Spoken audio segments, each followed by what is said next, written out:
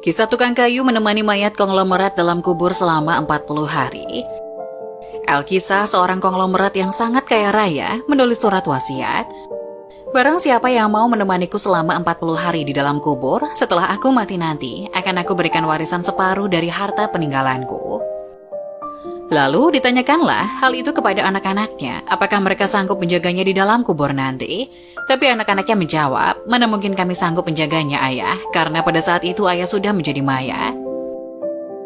Keesokan harinya dipanggillah semua adiknya, dan beliau kembali bertanya, adik-adikku, sangguplah di antara kalian menemani aku di dalam kubur selama 40 hari setelah aku mati nanti, aku akan memberi setengah dari hartaku.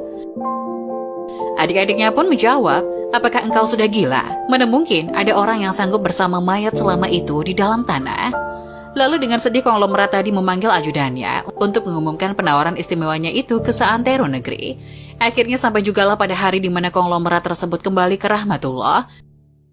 Kuburnya dihias megah laksana sebuah peristirahatan termewah dengan semua perlengkapannya. Pada waktu yang hampir bersamaan, seorang tukang kayu yang sangat miskin mendengar pengumuman wasiat tersebut. Lalu tukang kayu tersebut dengan tergesa-gesa segera datang ke rumah konglomerat tersebut untuk memberitahukan kepada ahli waris akan kesanggupannya. Keesokan harinya dikebumikanlah jenazah sang konglomerat. Si tukang kayu pun ikut turun ke dalam liang lahat sambil membawa kapaknya. Yang paling berharga dimiliki si tukang kayu hanya kapak untuk bekerja mencari nafkah. Setelah 7 langkah para pengantar jenazah meninggalkan area pemakaman, datanglah malaikat Munkar dan Nakir ke dalam kubur tersebut. Si tukang kayu menyadari siapa yang datang. Ia segera agak menjauh dari mayat konglomerat. Di benaknya sudah tiba saatnya lah si konglomerat akan diinterogasi oleh malaikat Munkar dan Nakir. Tapi yang terjadi malah sebaliknya. Malaikat Munkar Nakir malah menuju ke arahnya dan bertanya, apa yang kau lakukan di sini? Aku menemani mayat ini selama 40 hari untuk mendapatkan setengah dari harta warisannya, jawab si tukang kayu. Apa saja harta yang kau miliki? Tanya Munkar Nakir. Hartaku cuma kapak ini saja untuk mencari rezeki, jawab si tukang kayu. Kemudian Munkar Nakir bertanya lagi, dari mana kau dapatkan kapakmu itu? Aku membelinya. Lalu pergilah Munkar dan Nakir dari dalam kubur tersebut. Besok di hari kedua mereka datang lagi dan bertanya, apa saja yang kau lakukan dengan kapakmu? Aku menebang pohon untuk dijadikan kayu bakar, lalu aku jual ke pasar, jawabnya. Di hari ketiga ditanya lagi, pohon siapa yang kau tebang dengan kapakmu ini? Pohon itu tumbuh di hutan belantara, jadi tidak ada yang punya. Apa kau yakin? Lanjut malaikat. Kemudian mereka menghilang. Datang lagi di hari keempat, bertanya lagi, adakah kau potong pohon-pohon tersebut dengan kapak ini sesuai ukurannya dan beratnya yang sama untuk dijual? Aku potong dikira-kira saja, mana mungkin ukurannya bisa sama rata, tegas tukang kayu.